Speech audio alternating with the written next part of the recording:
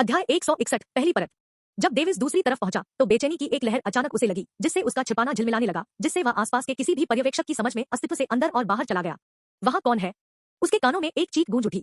Davis ने जल्दबाजी में अपने डार्क सीलिंग कफन आर्ट का फिर से इस्तेमाल किया और हल्की घबराहट के कारण अपनी सांस भी रोक ली। उसके दिमाग ने जल्दबाजी में सोचा कि क्या उसे एक सेकंड बर्बाद किए बिना इस आदमी को मारना चाहिए। उसकी आंखों को दिखाई देने वाले प्रवेश द्वार से एक आकृति उभरी। डेविस ने गुफा के प्रवेश द्वार से उभरे व्यक्ति को देखा। वह आदमी मध्यम आयु वर्ग का लग रहा था और पीले प्रतीकों और पैटर्न के साथ सफेद लंबे वस्त्र पहने हुए था। डेविस ने यह देखने के लिए चारों ओर देखा कि वह एक छोटी गुफा के उद्घाटन में था। उसने अपनी नजर पीछे की ओर घुमाई और एक प्राचीन मेहराब के बीच में विकृत स्थान को देखा जो एक प्रवेश द्वार जैसा दिखता था। उसने तुरंत अनुमान लगाया कि यह जगह क्या थी, लेकिन एक और बात पर उलझन में था। रुको, यहाँ केवल एक ही आदमी क्यों है? माँ के अनुसार क्या यहाँ उनकी सुरक्षा में उनका एक पूरा झुंड नहीं होना चाहिए? उस आदमी ने अपना सिर हिलाने से पहले क्षेत्र का थोड़ा सर्वेक्षण किया। मुझे पता होना चाहिए था, यह सिर्फ मेरी कल्पना थी। उनके जीवन की सभी गोलियां एक ही समय में टूट गई। वे उस तरफ किस तरह के राक्षस से मिले? या वे सचमुच एक राक्षस से मिले, या शायद एक दुर्घटना हुई है? अधेड़ उम्र का आदमी दयनीय स्वर में बुदबुदाया। अरे, क्या कोई वापस आया? बाहर से एक आवाज गूंजी, जिससे अधेड़ उम्र के आदमी ने फिर से आ भरी। नहीं, मैंने सोचा कि मैंने स्पष्ट रूप से यहाँ एक उपस्थिति महसूस की, लेकिन यह सिर्फ मेरी कल्पना थी। अधेड़ उम्र का आदमी गुफा से बाहर निकल गया क्योंकि वह चला गया था। डेविस ने आखिरकार अपनी सांस छोड़ दी। घबराहट से बाहर आते हुए पहली बात जो उन्होंने देखी वह यह थी कि इस जगह पर स्वर्ग और पृथ्वी की ऊर्जा उच्च गुणवत्ता की थी, जिससे उनकी कोशिकाओं को आनंद का अनुभव होता था जब वे उन्हें अपने छिद्रों में अवशोषित करते थे। लेकिन उसने जल्दी से ऐसा करना बंद कर दिया, इस डर से कि कोई उसे नोटिस कर सकता है। उसका चेहरा थोड़ा मुस्कुराहट में बदल गया क्योंकि उसने सोचा कि कैसे उसे इस जगह से भागने के लिए अपनी उंगली उठाने की भी आवश्यकता नहीं थी। लानत है, मैं बहुत भाग्यशाली हूँ। जब वह खुश था तो उसने अचानक सोचा कि मध्यम आयु वर्ग के व्यक्ति ने क्या कहा। क्या उसने जीवन की गोलियां कहा? वाह, यह कुछ ऐसा है जो हमारे पास नहीं है। वे इसे कैसे बनाते हैं? वह अचानक उत्सुक हो गया, लेकिन तुरंत अपना सिर हिला दिया क्योंकि उसने बिंदुओं को जोड़ा और महसूस किया कि वह भाग्यशाली नहीं था। तो वे गांव चले गए क्योंकि उन्होंने निर्धारित किया कि उनके लिए अब यहाँ रहने का कोई फायदा नहीं है। मुझे खुशी है कि मेरे द्वारा किया गया नरसंहार कम से कम इसके लिए उपयोगी था। अपनी आंखें सिकुड़ते हुए उन्होंने सोचा, माँ ने मुझे सूचित किया कि इस जगह पर गार्ड के रूप में 5वें चरण के विशेषज्ञ है और ऊपर एक अन्य गुफा में पर्यवेक्षकों के रूप में 6ठे चरण के विशेषज्ञ है। अगर मैं विकृत जगह के बंद होने से पहले नहीं बचता हूँ तो इस जगह को जल्द ही उन संरचनाओं के साथ सील कर दिया जाएगा जिन्हें मैं संभवतः उजागर नहीं कर सकता था, जिससे मैं यहाँ 15 साल और रहूंगा।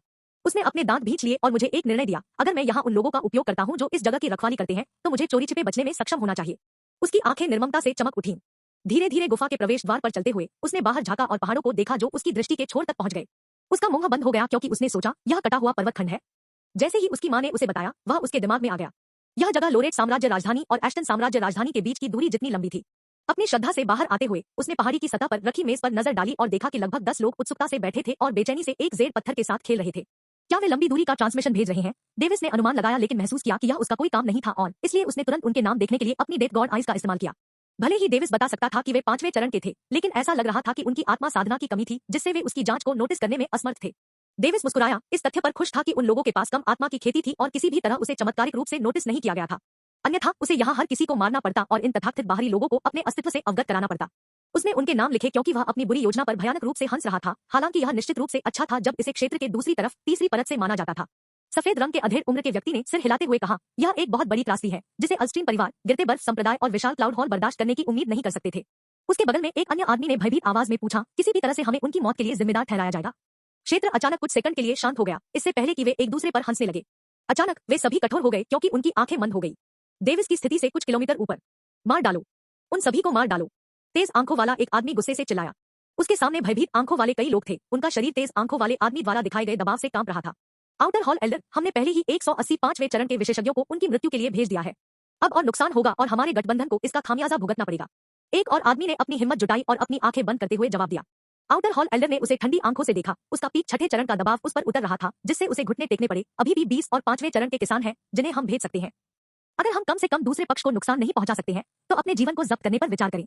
आप स्थानिक सुरंग के माध्यम से जाओ और जितना संभव हो उतने लोगों को मार डालो। आउटर हॉल एल्डर ने कुछ आकृतियों की ओर इशारा किया जो बेहोश होकर कांप रहे थे, जिससे वे पसीने में टूट गए।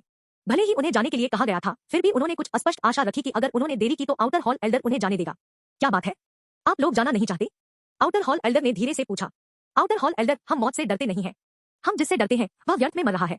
हमारे किसान जो अंदर गए थे वे निस्संदेह मर जाएंगे, चाहे हम कैसे भी हमला करें। दूसरा पक्ष प्राचीन काल से अपने क्षेत्र की रक्षा कर रहा है और कभी भी हम पर हमला करने नहीं आया। यह स्पष्ट है कि उनके पास रक्षा में एक पूर्ण लाभ है।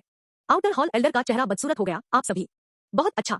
अब गद्दारों को गठबंधन में बदलने के लिए मौत का सामना करना पड़ेगा। ये किसान उन लोगों से ज्यादा कुछ नहीं थे जिन्होंने इस क्षेत्र में 3 शक्तियों के गठबंधन में शामिल होकर लाभ प्राप्त करने की मांग की थी। विशाल हॉल के बाहरी हॉल एल्डर के रूप में वह उनके लिए पूरी तरह से तिरस्कार रखता था। उसने अपने हाथ हिलाए, अवज्ञा के लिए उन्हें खत्म करने का इरादा किया, जब अचानक नीचे से 10 आकृतियां उड़ गई, जिससे वह चौंक गया। हम तुम सब, आप नीचे की जगह की रखवाली क्यों नहीं कर रहे हैं? आउटर हॉल एल्डर अपनी आंखें संकुचित करके चिल्लाया। ये 10 किसान ऐसे लोग थे जिन्होंने वफादार और मेहनती होकर गठबंधन में योगदान दिया था।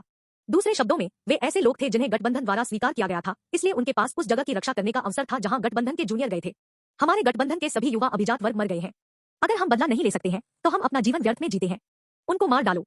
गठबंधन के लिए उन्हें मार डालो। 10 काश्तकार उदासीन स्वर से ऐसे चिल्लाए जैसे उन पर किसी का नियंत्रण हो, लेकिन उस स्थान पर ऐसा लग रहा था मानो वे स्वयं की बलि देने की योजना बना रहे हों।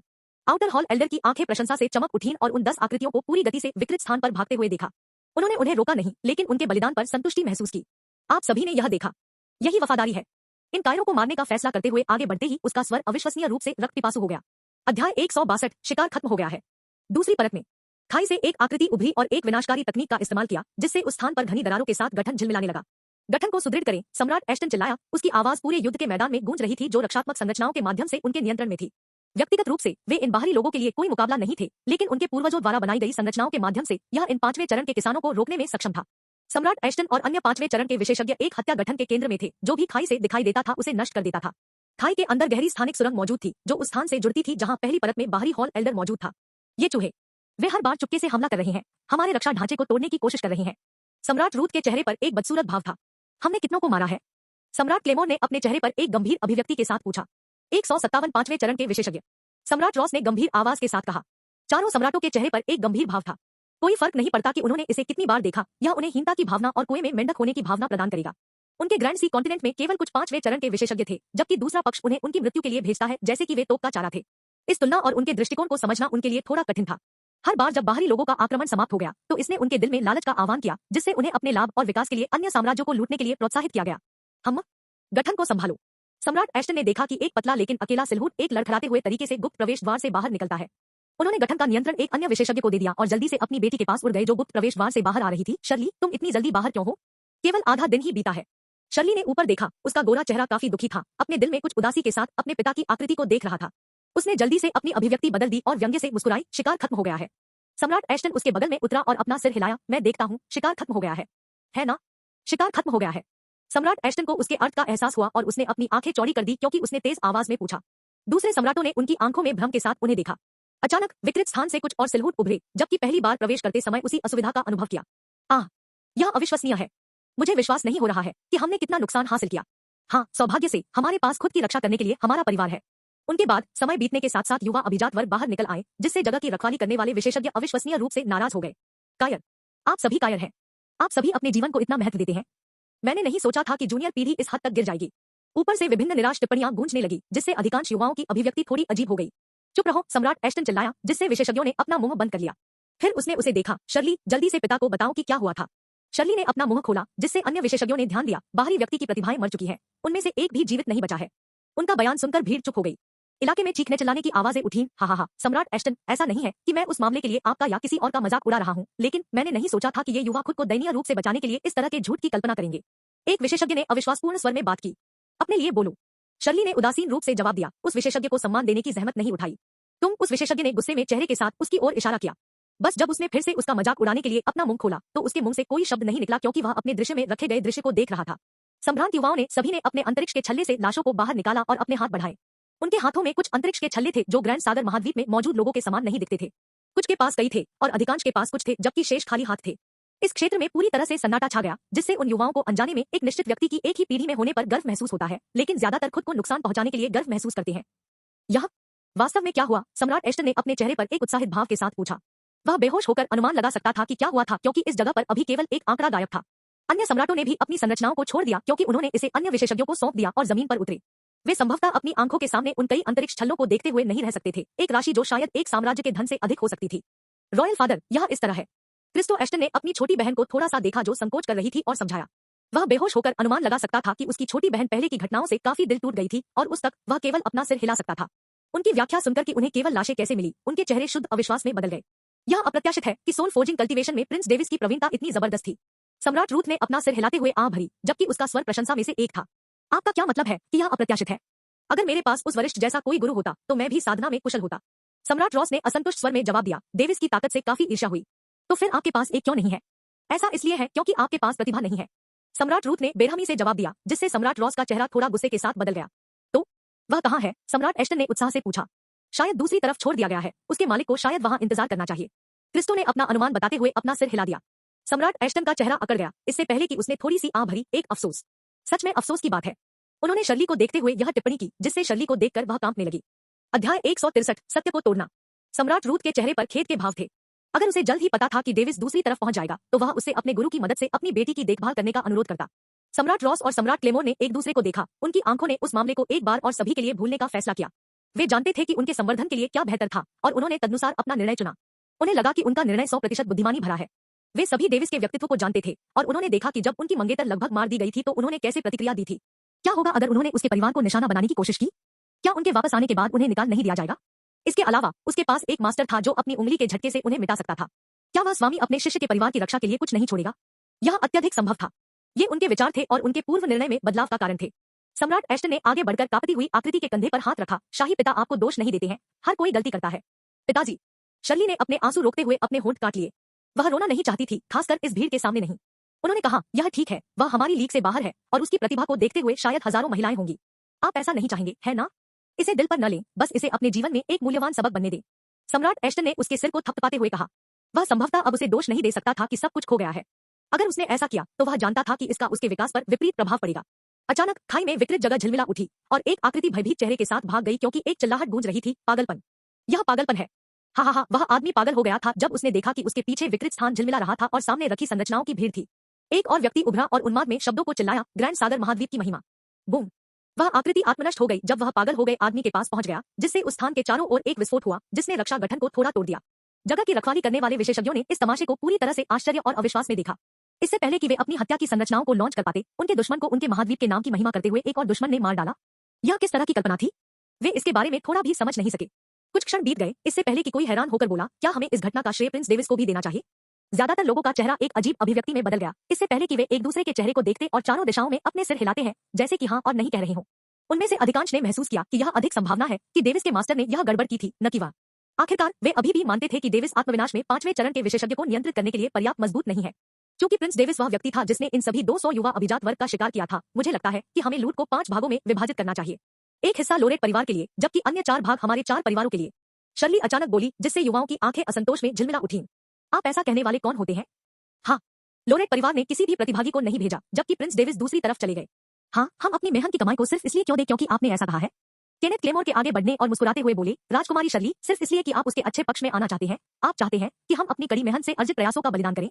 शर्ली का चेहरा बदल गया, जबकि अन्य युवा सहमत हो गए, क्योंकि वे गुस्से से चिल्ला रहे थे, इस चिंता में कि वे अपने अंतरिक्ष के छल्ले खो सकते हैं। ठीक है, इस महिला का स्पष्ट रूप से प्रिंस डेविस के साथ संबंध है। हाँ, गुप्त प्रवेश द्वार में उसकी हरकतें स्पष्ट रूप से संदिग्ध थी। वह एकमात्र थी जो हमसे आगे थी। क्या ऐसा हो सकता है कि वह प्रिंस डेविस के साथ सोई थी? मजाकिया वाक्यों के साथ दबी हुई आवाजें सुनी जा सकती थी, जिससे एश्टन परिवार के सदस्यों की अभिव्यक्ति बदल गई। यह किसने कहा? सम्राट एश्टन चिल्लाया, उसकी आवाज अतुलनीय क्रोध से गूंज उठी, जिससे उनके कुछ ईयरबड्स फट गए। उसने युवाओं को देखा, क्योंकि उसका चेहरा गुस्से से कांप रहा था। उन आवाजों को कई अन्य आवाजों के साथ मिलाया गया था, जिससे उनके लिए अपराधियों को ठीक से इंगित करना मुश्किल हो गया था। उसने शर्ली को और भी कांपते हुए देखने के लिए उसकी ओर देखा। वह देख सकता था कि उसने अपना सिर नीचे रखा, जबकि उसके आंसू जमीन पर बह रहे थे। सम्राट एश्टन, बंद करो। अन्य सम्राट जल्दबाजी में अपने युवा अभिजात वर्ग के सामने खड़े हो गए, जिससे सम्राट एश्टन का चेहरा बदसूरत हो गया। यदि आप मुझे स्पष्टीकरण नहीं देते हैं, तो मुझे निर्दयी होने के लिए दोष न दें। उन्होंने अब औपचारिकताओं की परवाह न करते हुए ठंडे बस्ते में थूक दिया। अचानक उसने महसूस किया कि उसके हाथों को एक कमजोर हाथ से पकड़ लिया जा रहा है। पिताजी, यह ठीक है। शर्ली अपने चेहरे पर एक दृढ़ अभिव्यक्ति के साथ आगे बढ़ी, चाहे मेरा उसके साथ संबंध हो या नहीं, मैं साबित कर सकती हूँ कि मेरे पास कोई नहीं है। लेकिन आप लोग, आप सब बेशर्म हैं। धुंधली आंखों के साथ उसके चेहरे पर हल्की सी मुस्कान देखी जा सकती थी, इससे पहले कि वह उन्हें घूरती। आप सभी को जो नुकसान हुआ, वह सभी प्रिंस डेविस के प्रयासों के लिए धन्यवाद था। कड़ी मेहनत से अर्जित प्रयास, सच को तोड़मरोड़ कर पेश करना, इससे अधिक बेशर्म नहीं हो सकता। क्या आप सभी कर सकते हैं? आपके सभी भयानक जीवन उसके द्वारा बचाए गए थे। अन्यथा क्या आप कल्पना भी कर सकते हैं कि हम में से कितने लोग यहाँ मर गए होंगे? वह इसे अपने साथ ले जा सकता था, लेकिन उसने नहीं किया। यह सब इसलिए है क्योंकि वह चाहता था कि हमारा महाद्वीप समृद्ध हो। यदि आप इसे प्राप्त नहीं कर सकते हैं, तो आप सभी को उस जगह पर मर जाना चाहिए था। और मैं, क्या हमें कम से कम उसके परिवार के साथ लूट का बराबर हिस्सा साझा करके उसके अच्छे इरादे का बदला नहीं चुकाना चाहिए? क्या हमें कम से कम अपना आभार नहीं दिखाना चाहिए? शर्ली ने अपने हाथों को एक साथ रखा जैसा कि उसने वर्णन किया और वास्तव में पूछा। उसका भाषण सुनकर हर कोई एक पल के लिए भौंचक्का रह गया। युवाओं ने अपने दिल में कुछ महसूस किया, लेकिन वे अपने द्वारा प्राप्त किए गए मुफ्त नुकसान से अलग नहीं होना चाहते थे, इसलिए वे जानबूझकर चुप रहे। अध्याय 164 धन साझा करना। क्रिस्टो एश्टन, जो उसके बगल में था, ने उसे देखा और अपनी आंखें घुमाईं। फिर उसने आह भरी और अपनी स्थानिक अंगूठी से एक मेज निकालते हुए आगे बढ़ा। यहाँ वे सभी मुफ्त सामान है जो मैंने लाशों को लूटने के माध्यम से प्राप्त किए थे, जिन्हें प्रिंस डेविस ने मार डाला था। उन्होंने शांति से और उदासीन तरीके से उन युवाओं को देखते हुए कहा, जबकि उन्होंने 32 स्थानिक अंगूठियां निकाली और उन्हें अपने चेहरे पर हल्की मुस्कान के साथ मेज पर रखा। स्थानिक अंगूठियों की संख्या को देखते हुए कई आंखें लालच से चमक उठी, जब अचानक एक गंभीर आवाज के साथ एक आभा भड़क उठी, सामान को नीचे रखो या मैं उन लोगों के सिर पकड़ लूंगा जिन्होंने मेरी बेटी का अपमान किया है। सम्राट एश्टन, यह अच्छा नहीं है। सम्राट रॉस बेहोश होकर भौहें सिकोड़ने लगा। उन्होंने कहा, यह मेरा अल्टीमेटम है। आप चुन सकते हैं कि खराब करना है या नहीं। सम्राट एश्टन ने उदासीन रूप से जवाब दिया, लेकिन उनकी प्रतिक्रियाओं को देखने के लिए परेशान किया। बच्चों, जाओ उस मेज पर तुम्हारे द्वारा हासिल की गई लूट को नीचे रखो। सम्राट रूट ने आह भरी और निर्देश दिया, जिससे रूट परिवार के युवाओं ने असंतोष में सांस ली। लेकिन उन्होंने फिर भी उसकी बातों पर ध्यान दिया और एक एक करके अपनी बर्बादी को सामने लाने के लिए आगे बढ़े। आप सब क्या देख रहे हैं? जाओ अपनी जगह भी जाओ। सम्राट क्लेमोर ने ठंडे लहजे में थूक दिया। वह ऐसा करना पसंद नहीं करता था, लेकिन वह निश्चित रूप से एक कृतज्ञ व्यक्ति नहीं था। शर्ली के भाषण को सुनने के बाद उसे लगा कि उसने डेविस को किसी कारण से बकाया किया था जो उसे स्पष्ट रूप से पसंद नहीं था, जिससे वह इस मामले से झगड़ा नहीं करता था। आप सब उनकी बात क्यों सुन रहे हैं? सम्राट रॉस भ्रम में चिल्लाया। ये पुरानी चुभन अचानक धार्मिक और आभारी क्यों हो गई? वह समझ नहीं सकता था, नहीं वह समझना चाहता था, क्योंकि उसके लालच को उन सभी स्थानिक अंगूठियों को प्राप्त करने से बुलाया गया था जो संभवतः विभिन्न माध्यमों से केवल अगले 100 वर्षों में अर्जित किए जा सकते थे। वह निश्चित रूप से आभारी होने जैसे कुछ बेवकूफ कारणों से इसे छोड़ना नहीं चाहता था। भौंकना मत, बस लूट छोड़ दो, अन्यथा आप हमें इसे सौंपने के लिए मजबूर करेंगे। सम्राट एश्टन ने सम्राट रॉस को देखते हुए जोड़ा। यह सुनकर सम्राट रॉस ने अन्य सम्राटों की प्रतिक्रिया को देखा और अपने हाथों को फैलाते हुए अपने दांतों को किरकिरा कर लिया। ठीक है, तुम सब, आप अभी भी इंतजार क्यों कर रहे हैं? जाओ सामान ओ को जगह दो। वह जानता था कि अगर उसने इसका पालन नहीं किया तो वे तीनों उसे जबरदस्ती उससे ले सकते हैं, जिससे चेहरे और सदस्यों का अधिक नुकसान हो सकता है, जो वह बिल्कुल नहीं चाहता था। विशेषज्ञ जो दर्शक थे उन 200 स्थानिक छल्लों को देखते हुए लालच से भर गए थे, लेकिन उन्होंने कोई कार्रवाई नहीं की क्योंकि वे जानते थे कि उनका शरीर उन 4 परिवारों के कारण छेद से भर जाएगा। युवाओं में केवल ये 4 परिवार शामिल थे, क्योंकि ट्राइटोर और रेवेन साम्राज्य के युवा जिन्हें शीर्ष 200 में रखा गया था, वे ग्रैंड सी कॉन्टिनेंट मीट के बाद मारे गए थे। 4 परिवारों ने एक निर्णय लिया और गुप्त प्रवेश द्वार का पता लगाने के लिए खाली स्लॉट को भरते हुए अपने स्वयं के युवाओं को इस लाइनअप में रखा। प्रत्येक परिवार के लिए अज्ञात सामग्री के 40 स्थानिक छल्ले। मेरा मानना है कि यह पर्याप्त होना चाहिए, है ना? सम्राट एश्टन ने धीरे से कहा, क्योंकि उसने उन्हें देखा। 4 सम्राटों ने सत्यापित किया कि उन सभी स्थानिक छल्लों को सील कर दिया गया था, और यहाँ तक कि कुछ लोग जो एकांत कृषक थे, वे उन स्थानिक छल्लों को गवाह के रूप में सत्यापित करने के लिए आए थे। उन सभी सम्राटों ने सिर हिलाया और यादृच्छिक रूप से 40 ले लिए, मेज पर केवल 40 स्थानिक छल्ले छोड़ दिए, जिससे उन्हें अचानक किसी मामले के बारे में संकोच करना पड़ा। इन्हें लोरेट साम्राज्य में कौन ले जाएगा? कौन भरोसेमंद है? किसी ने आवाज सुनाई दी, जिससे भीड़ चर्चा से भर गई। उन्होंने अपनी कुटिल योजनाएं गढ़नी शुरू कर दी जब अचानक एक आवाज गूंजी, क्योंकि मैं वह था जिसने विचार दिया था। मैं व्यक्तिगत रूप से यह देखूंगा कि इसे वितरित किया जाएगा। शर्ली ने अपने चेहरे पर एक गंभीर भाव के साथ कहा। सम्राट एश्टन ने अपनी बेटी को एक हैरान नजर से देखा, क्योंकि उसने सोचा, इस घमंडी लड़की ने अभी भी हार नहीं मानी। उस बच्चे ने उसे ऐसा कैसे बना दिया? वह सचमुच हक्का-बक्का रह गया था। वह बहादुरी से बाहर निकली और अपने हाथ से स्वाइप किया, जिससे वे 40 स्थानिक अंगूठियां गायब हो गई। मुझे लगता है कि कोई आपत्ति नहीं है, उसने शांति से पूछा, जिससे उनके भाव बदल गए। वे तुरंत जानते थे कि उन्होंने इसके बारे में कुछ भी करने का मौका खो दिया था। कोई आवाज नहीं गूंजी, जिससे सम्राट एश्टन ने संतुष्टि में अपना सिर हिलाया, क्योंकि वह पूरे समय उन्हें देख रहा था, जबकि शर्ली ने स्थानिक छल्ले ले लिए थे। क्योंकि आपके सभी सामान हमारे साथ सुरक्षित है, इसलिए आप लोगों को चिंता करने की जरूरत नहीं है कि कोई आपको लक्षित करेगा। अब वापस जाओ और विकृत स्थान बंद होने से पहले दूसरी तरफ के प्रवेश द्वार की खोज करें। सम्राट रूथ चिल्लाया, उनके जवाबों की परवाह नहीं की। वह दूसरी तरफ का प्रवेश द्वार खोजना चाहता था, ताकि वह जल्द से जल्द अपनी बेटी की सुरक्षा को सत्यापित कर सके। अपने 5वें चरण के विशेषज्ञों को तोपचारे की तरह मौत के घाट उतारने वाले बाहरी लोगों को देखकर वह वास्तव में असुरक्षित हो गए। अन्य सभी युवा अनिच्छा से चले गए, जबकि शर्ली रुकी रही, क्योंकि उसके पास अभी बहुत अधिक धन था। यह खत्म होने के बाद पिताजी व्यक्तिगत रूप से आपके साथ लोरेट साम्राज्य में जाएंगे, सम्राट एश्टन ने धीरे से कहा। शर्ली ने थोड़ा सिर हिलाया और स्वीकार किया, हम।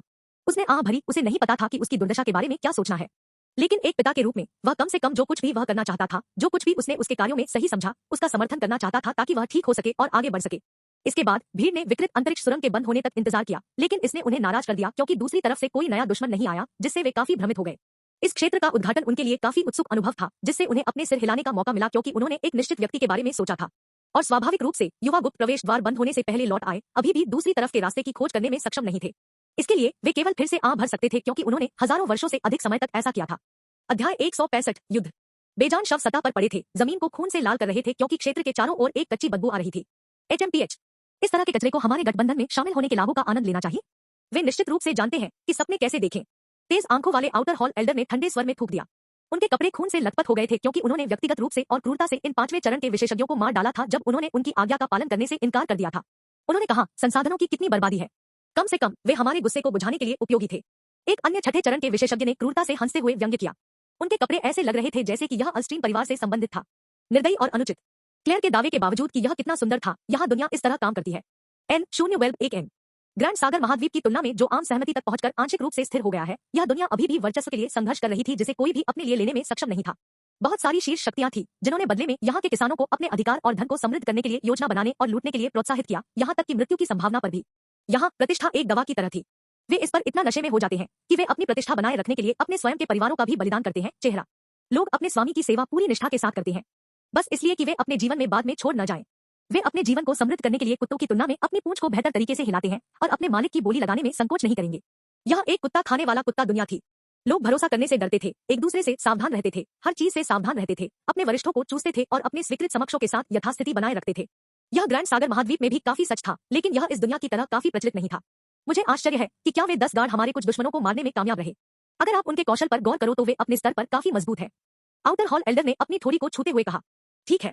उन 10 रक्षकों को स्पष्ट रूप से पता था कि जब हम त्रिपक्षीय गठबंधन में लौटते हैं तो उनके साथ कठोर व्यवहार किया जाएगा, भले ही यह उनकी गलती न हो। इसलिए उन्होंने चतुराई से योजना बनाई और ऐसा काम किया जैसे कि वे खुद को बलिदान करने गए हो, केवल बाद में लौटने और उच्च अधिकारियों को बताने के लिए कि उन्होंने अपना सर्वश्रेष्ठ प्रदर्शन किया। यदि आपको मुझ पर विश्वास नहीं है तो प्रवेश द्वार देखें।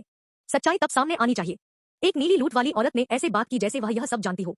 चेहरे पर मुस्कान के साथ अपने होंठ घुमाने पर वह मासूम लग रही थी। अन्य दो का चेहरा उसके मोहक सिलहूट को देखते हुए हिल गया। वे उसे बहुत चाहते थे लेकिन जानते थे कि दिखावे काफी भ्रामक थे। यह इस महिला के मामले में विशेष रूप से स्पष्ट था जो पुरुषों के साथ व्यवहार करने में अपनी शातिरता के लिए जाना जाता था। यह अफवाह थी कि वह संघर्ष करते समय पुरुषों के साथ बेरहमी से व्यवहार करती थी, जैसे कि उन्हें पीढ़ी को चकनाचूर करने वाला झटका। हाँ, अगर बाहरी संप्रदाय एल्डर ऐसा बोलता है तो यह मामला हो सकता है। दोनों ने सिर हिलाया और जवाब दिया। वे बिना किसी कारण के समान स्थिति वाले व्यक्ति को अपमानित नहीं करना चाहते थे, खासकर जब उन्हें पता था कि इस महिला को एक इनर संप्रदाय एल्डर द्वारा पसंद किया गया था। अचानक विकृत स्थान झिलमिलाने लगा, जिससे उनकी आंखें संकीर्ण हो गई। आह, मेरी मदद करो। खून से लथपथ एक दुखी सिलहूट भयभीत चेहरे के साथ उनकी ओर दौड़ा। उनके चेहरे बदल गए क्योंकि उन्होंने जल्दी से पूछा, क्या हुआ? वे उन्हें पहली लहर में भेजे गए 185वें चरण के विशेषज्ञों में से एक के रूप में पहचान सकते थे। बुरी तरह घायल आदमी थोड़ा खुश हुआ जब उसके पीछे विकृत जगह फिर से झिलमिला उठी। एक आकृति जल्दी से उसकी ओर बढ़ गई क्योंकि आकृति के चारों ओर की ऊर्जा अस्थिर हो गई। अच्छा नहीं, इस तरह की भावना उन 3 बुजुर्गों के मन में फूट पड़ी, जिससे वे अवचेतन रूप से पीछे हट गए। बूम! विस्फोट से पूरे इलाके को समतल करने के साथ ही बाहर निकलने वाला व्यक्ति सैकड़ों खूनी टुकड़ों में फट गया, लेकिन स्थानिक सुरंग पर सेंध लगाने में कामयाब नहीं हुआ। तीनों बुजुर्गों की आंखों में पूरी तरह से भ्रम झलक रहा था। उन दोनों ने महिला को देखा और अपने चेहरे पर एक अजीब भाव के साथ पूछा, जैसा कि आपने कहा, एक गार्ड वास्तव में दिखाई दिया, लेकिन उसने आत्मविनाश क्यों किया? महिला के चेहरे पर एक समान भ्रम लिखा था, मुझे कैसे पता चलेगा? वे तीनों स्पष्ट रूप से भ्रमित थे और वे एक दूसरे के रूप को देख सकते थे, जिससे इस घटना के बारे में उनका संदेह बढ़ गया। इसके बाद तीनों चुपके से एक दूसरे को शक की निगाह से देखने लगे। वे यह नहीं बता सकते थे कि यह तमाशा किसने किया, लेकिन वे ऐसा करने का मकसद बिल्कुल नहीं देख सके। क्या ऐसा हो सकता है कि गार्ड बेकाबू हो गए और उन दुश्मनों पर आत्मविनाश करने के बजाय बदला लेने के कार्य के रूप में हम पर आत्मविनाश करने का विकल्प चुना? वे इस तरह से सोचने से खुद को रोक नहीं सके क्योंकि वे ऑर्केस्ट्रेटर के मकसद को महसूस नहीं कर सके। तीनों चुप हो गए, एक दूसरे को भांपने की कोशिश करते रहे, लेकिन माहौल लगातार खराब होता जा रहा था।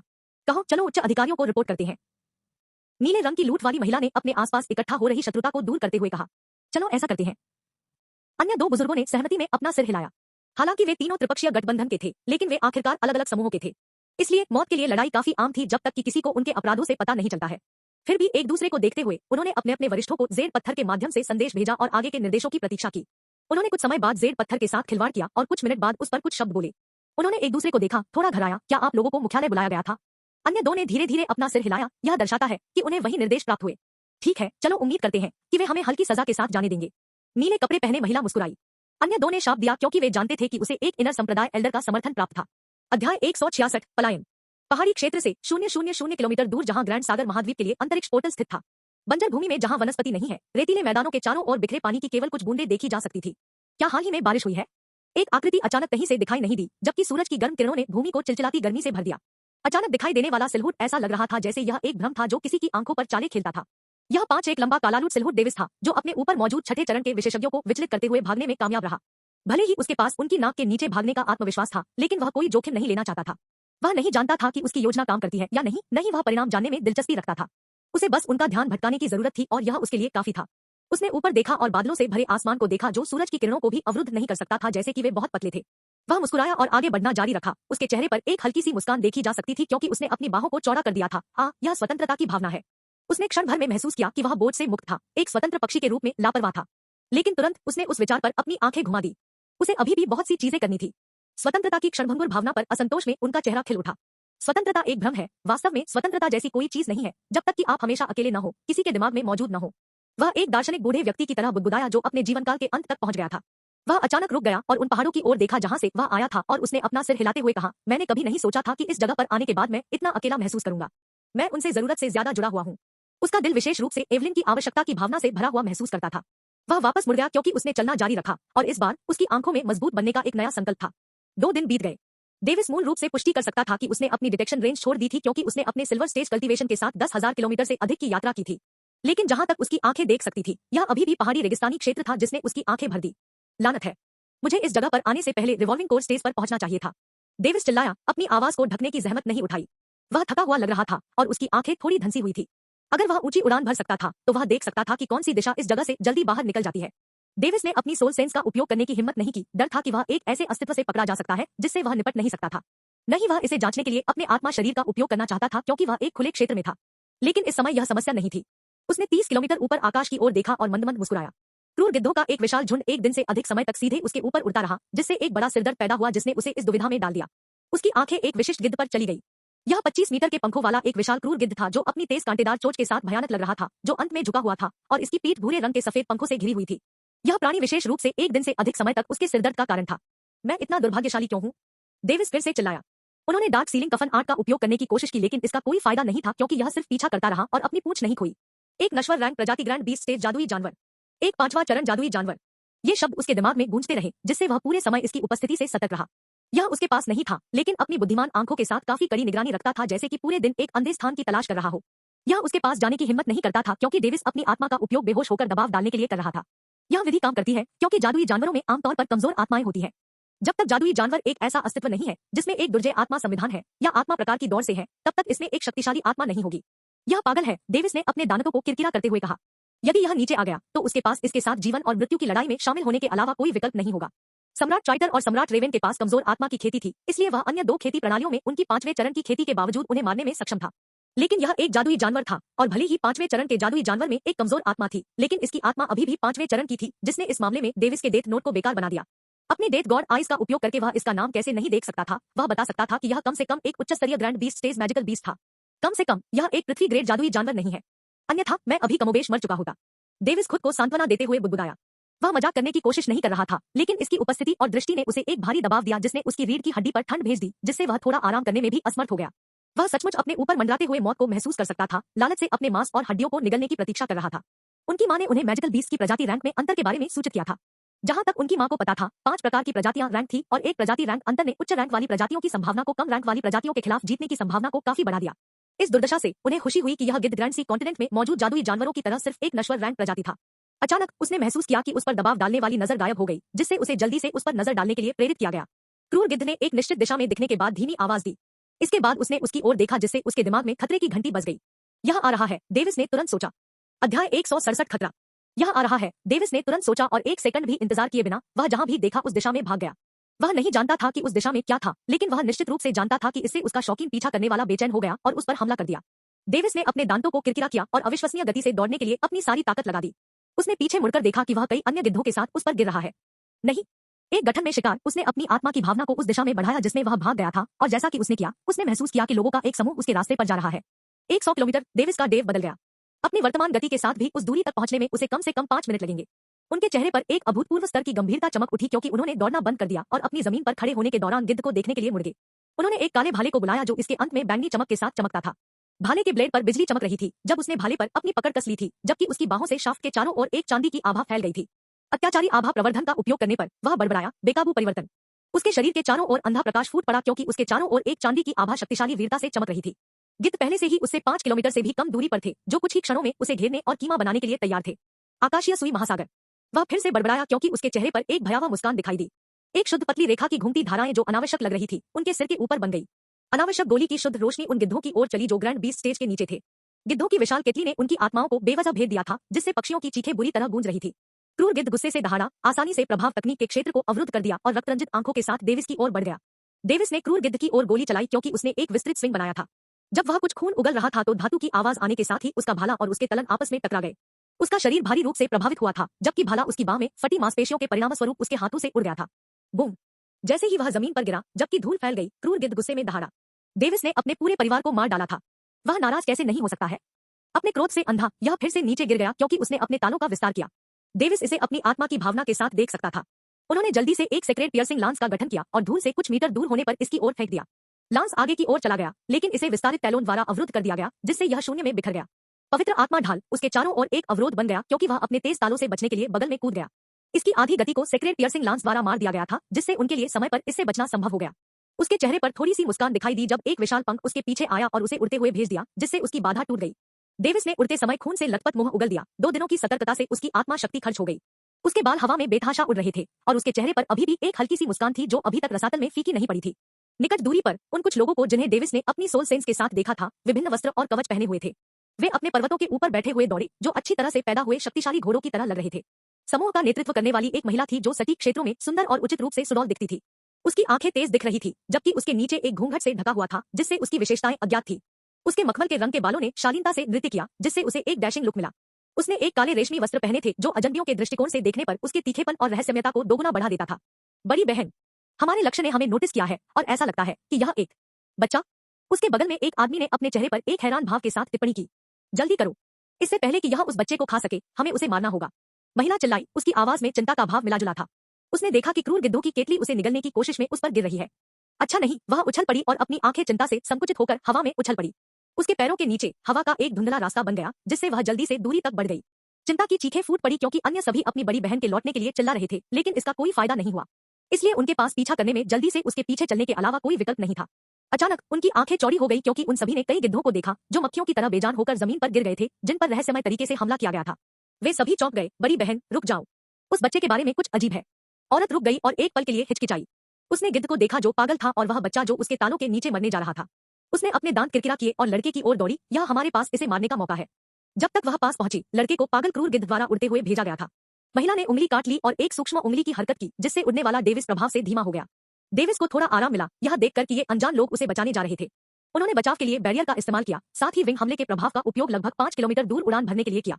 उनके आगमन पर विशेष रूप से घूंघट वाली महिला जो जल्दी से उसकी ओर झुकी, उसकी योजना काम कर गई। निराकार हवा के सहारे उन्होंने जमीन पर कदम रखा क्योंकि उन्होंने खून का एक और मुंह थूक दिया, जबकि उन्होंने महसूस किया कि उनका दिमाग आत्मा की बाधा के टूटने से थोड़ा अव्यवस्थित हो गया है। हालांकि यह ज्यादातर 2 दिनों से अधिक समय तक अपनी आत्मा का लगातार उपयोग करने की थकावट से आया था। अध्याय 168 सहेजा गया। डेविस की आंखें एक कमजोर रोशनी से चमक उठीं क्योंकि वह उसके बगल में देख रहा था।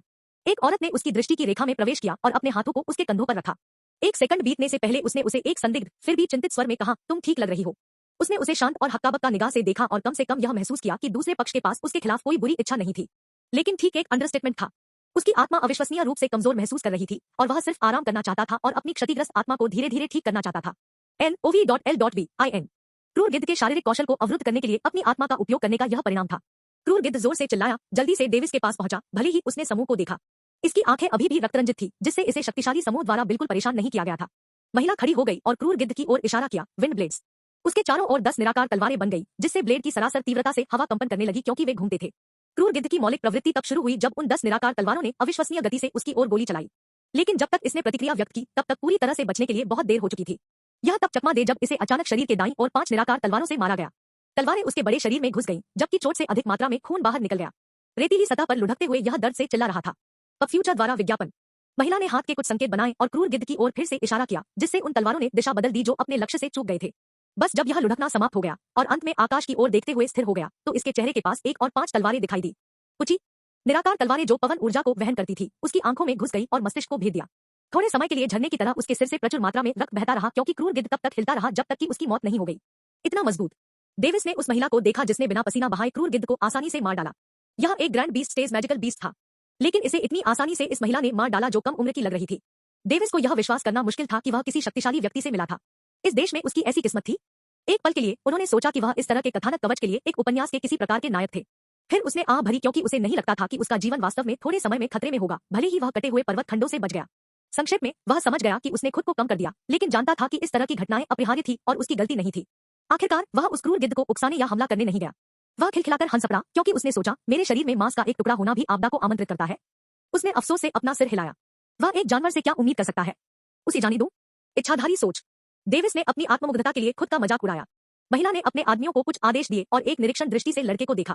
पुरुषों ने उसकी आज्ञाओं का पालन किया और उन गिद्धों की लाशों को संग्रहित करने के लिए आगे बढ़े। डेविस खड़ा हुआ और अपनी आंखों को संकुचित करते हुए उसे देखा, उस दर्द को अनदेखा करते हुए जो उसकी आत्मा को जकड़ रहा था। अगर वह इससे ठीक से नहीं निपटता है तो वे उसके दुश्मन बन सकते हैं, लेकिन वह डरता नहीं था। ईमानदारी से, भले ही वे काफी शक्तिशाली थे, उनकी आत्मा की साधना काफी कमजोर थी। डेथ नोट होने के बाद इस पूरे समय उनकी आत्मा स्पष्ट रूप से महसूस कर सकती थी कि दूसरे पक्ष की आत्मा उनसे अधिक मजबूत थी या नहीं। उन्होंने अपने हाथों को जोड़ते हुए कहा, यंग मिस ने मुझे मौत के चंगुल से बचाया है। मैं, डेविस, युवा एक एहसान को याद करता हूँ। उसकी आवाज बचकानी ढंग से गूंज रही थी जिससे महिला और कुछ पुरुष तेजी से अपनी आंखें झपकने लगे। डेविस स्पष्ट रूप से बोल सकता था, लेकिन उसने वर्तमान की तरह कार्य करने का फैसला किया। 5'1" की ऊंचाई के साथ एक 12 वर्षीय लड़का। उसने अपना नाम छिपाने की सोची लेकिन यहाँ कोई भी उसे यहाँ किसी भी तरह से पहचान नहीं पाया। जब वह उनकी प्रतिक्रियाओं को देखता था तो ऐसा लगता था जैसे महिला और पुरुष आत्मा संचरण के माध्यम से संवाद करते थे। वे मुझसे सावधान लग रहे हैं, डेविस ने सोचा। फिर वह समझ नहीं पाया उन्होंने मुझे तब क्यों बचाया। औरत ने आखिरकार अपना मुंह खोला, तुम कहां से आए हो। मैंने 3 दिन और 3 रातों के लिए अपने गुरु का शोक मनाने के बाद पहाड़ों को छोड़ दिया। डेविस ने झूठ बोलते हुए एक आंख नहीं खोली। उसने अनजाने में अपने अस्तित्वहीन स्वामी को मार डाला। उसकी आवाज बचकानी होने के बावजूद गंभीर थी, जिससे कोई भी उसके शब्दों को गंभीरता से लेता था। उन्होंने एक व्यंग्यपूर्ण स्वर के साथ जारी रखा, मैंने नहीं सोचा था कि मैं एक शक्तिशाली जादुई जानवर द्वारा लक्षित होने के लिए इतना दुर्भाग्यपूर्ण रहूंगा। महिला ने शक के मारे अपनी आंखें बंद कर ली। देखने के लंबे समय की तरह लग रहा था। उसने धीरे से आंख भरी, ऐसा लगता है कि आप वास्तव में एक मानव बच्चे हैं। डेविस के पीछे कुछ प्रश्न चिन्ह दिखाई दिए, जिससे वह धीरे से हंसने लगी। बिजली गिरने के सवाल के निशान देखकर अन्य लोग भी इस हास्यपूर्ण दृश्य पर हंसने लगे। आप आश्चर्यजनक रूप से जानते हैं कि मजाकिया कैसे होना है। अप्रत्याशित, महिला ने आगे कहा, आप देखते हैं, मैंने सोचा था कि आप या तो एक बूढ़े राक्षस थे या स्काई ग्रेड मैजिकल बीस्ट के बच्चे थे, या यहाँ तक कि संभवतः एक अज्ञात आत्मा जाति का बच्चा। जब आप घायल थे तो मैंने आपकी खेती की जांच की और सत्यापित किया कि आप एक मानव बच्चे थे, लेकिन मुझे विश्वास नहीं हो रहा था क्योंकि आप अपनी उम्र के लिए काफी शक्तिशाली हैं। Silver stage, peak energy condensation stage, और मैं आपकी आत्मा के माध्यम से नहीं देख सका। निस्संदेह इसका मतलब है कि यह मेरी तुलना में मजबूत है, peak level young soul stage से ज्यादा मजबूत। महिला के पास कई सवाल थे जो वह पूछना चाहती थी, जैसे कि उसने रिवॉल्विंग कोर स्टेज तक पहुंचने से पहले उस सीमा तक आत्मा को कैसे विकसित किया, लेकिन जानता था कि यह असभ्य था और संभवतः स्थिति को खराब कर सकता था। इसलिए उसने अपना मुंह खोला क्योंकि उसने अपने हाथों को पकड़कर सम्मान लौटाया, मेरा नाम सू वालिंग है और मैं क्लाउड स्प्रिंग मर्केनरीज के 3 उपप्रमुखों में से एक हूँ। अध्याय 169 सू वालिंग, तो युवा मिस सू वालिंग है। अच्छा नाम है, डेविस बुदबुदाया। वह किसी को समान चीनी नाम वाले व्यक्ति को देखकर काफी आश्चर्यचकित था, लेकिन क्या उनकी उत्पत्ति पहले स्थान पर चीनी थी। लोरेट परिवार के पुस्तकालय में उन्होंने कुछ लोगों के बारे में पढ़ा जिनके पास एक समान प्रकार के नाम थे लेकिन कभी नहीं मिला। उन्हें पता नहीं था कि ये व्यक्ति खुद से कैसे अलग है या उन्होंने खुद को कैसे नाम दिया। क्या डेथ नोट में जिस अस्तित्व का उल्लेख किया गया है वह पृथ्वी पर विभिन्न नस्लीय समूह की जातिता स्थापित करने के लिए कुछ लोगों को यहाँ से लाया था। उसने सोचा, अभी भी समझ में नहीं आ रहा है कि अतीत में क्या हुआ था। फिर भी यह कोई चिंता का विषय नहीं था, इसलिए उसने सिर्फ विचार को दूर धकेल दिया और कहा, क्या मैं आपके समूह के साथ एक सुरक्षित स्थान पर यात्रा कर सकता हूँ। ऐसा लगता है कि यह जगह शक्तिशाली जानवरों के साथ छिप रही है जिनसे मैं मिलना नहीं चाहता। बदले में आप उन सभी गिद्धों को ले जा सकते हैं जिन्हें मैंने मार डाला था। सू वालिंग मुस्कुराया और बड़बड़ाया, यंग मिस जवान नहीं है। वह आगे आई और धीरे से उसके सिर को थपथपाया, चिंता मत करो, बड़ी बहन तुम्हारी देखभाल करेगी। डेविस के माथे पर एक हल्की सी नस फूट पड़ी, इससे पहले कि उसने अपने हाथों को एक बहाने से दूर धकेल दिया, जैसे कि नखरे दिखा रहा हो, मुझे मत छू, मैं एक वयस्क हूँ और जानता हूँ कि खुद की देखभाल कैसे करें। हाँ, कितना प्यारा है। सू वालिंग ने हंसते हुए उसे देखा। वह अब काफी हद तक विश्वास करने लगी कि वह बिना किसी संदेह के एक बच्चा था। यंग मिस सू वालिंग, मुझे तंग मत करो। असंतोष में अपने होंठ घुमाते हुए वह बोला, हाँ, तुम ही हो जो मुझे यंग मिस कहती हो। आपको नैतिकता और शिष्टाचार किसने सिखाया? क्या यह तुम्हारा मालिक था? डेविस चुप हो गया और नीचे देखा जैसे कि वह नुकसान के लिए शोक मना रहा था। सू वालिंग ने महसूस किया कि उसने एक अप्रिय विषय को छुआ था। उसने जल्दी से अपना मुंह खोला, क्षमा करें, यह सिर्फ इतना है कि मैं 100 साल से अधिक उम्र की हूँ और किसी ने भी मुझे पहले कभी यंग मिस नहीं कहा है। हम आपके जैसे शक्तिशाली किसी व्यक्ति को पहले कभी युवा नहीं कहा गया है? क्यों? डेविस ने एक वास्तविक चेहरे के साथ उत्सुकता से पूछा। वह किसी को इस बूढ़े दिखने वाले युवा को देखकर काफी चौंक गया क्योंकि उसने सोचा खेती चमत्कार करती है। सू वालिंग ने उसकी अभिव्यक्ति को देखा और स्पष्ट रूप से अपने अतीत के बारे में बात करने का आग्रह किया। उसने अन्य पुरुषों के सामने अपने गार्ड को लगभग कम कर दिया था क्योंकि डेविस के पास एक निर्दोष चेहरा था। वह मुस्कुराई और अपना सिर हिलाया, यह सिर्फ एक अप्रिय अतीत है, अब यह कोई चिंता की बात नहीं है। इसके अलावा मैं इस जीवन से काफी खुश हूँ। अपने जीवन के प्यार से शादी करने के साथ साथ 2 बच्चे हैं जो अभी आपकी उम्र के हैं। डेविस आश्चर्यचकित था कि वह विवाहित थी और उसके बच्चे थे, लेकिन यह देखकर आश्चर्य नहीं हुआ कि वह 100 साल से अधिक उम्र की थी। उन्होंने आश्चर्य को अपने चेहरे पर नहीं दिखने दिया क्योंकि उन्होंने कहा, मैं देख रहा हूँ। क्या हम तब आगे बढ़े? सू वालिंग ने सिर हिलाया और घोड़ों पर चढ़ गया, जबकि डेविस एक आदमी के पीछे बैठा जो खुद को जेक कहता था। घोड़े तेज थे और उन्होंने एक पठार पर पहुंचने से पहले 5 दिनों में 15,000 किलोमीटर उत्तर की यात्रा की, जिसमें सपाट रेतीले इलाके और खड़ी ढलान शामिल थे। 3 दिनों के दौरान डेविस सदस्यों क्लाउड स्प्रिंग मर्केनरी से अधिक परिचित हो गए। उन्होंने समय समय पर निष्क्रिय मजाक से बहुत सारी जानकारी प्राप्त की, जैसे उन्होंने उनकी तुलना कुलीन प्रतिभाओं से की जो इस क्षेत्र में व्यापक रूप से जाने जाते थे और आत्मा की खेती में उनकी प्रतिभा को स्वीकार करने से खुद को रोक नहीं सके। कुछ लोग व्यंग्यात्मक रूप से बोलते थे और खुले तौर पर उनसे ईर्ष्या करते थे, लेकिन उनका मतलब कोई नुकसान नहीं था। इसके लिए डेविस केवल अपना सिर हिला सकता था। अगर वह किसी को अपने से बेहतर देखता तो उसे लगता था कि उसे जलन भी होगी। वैसे भी उनके पिछले जन्म में पहले से ही एक मिसाल थी।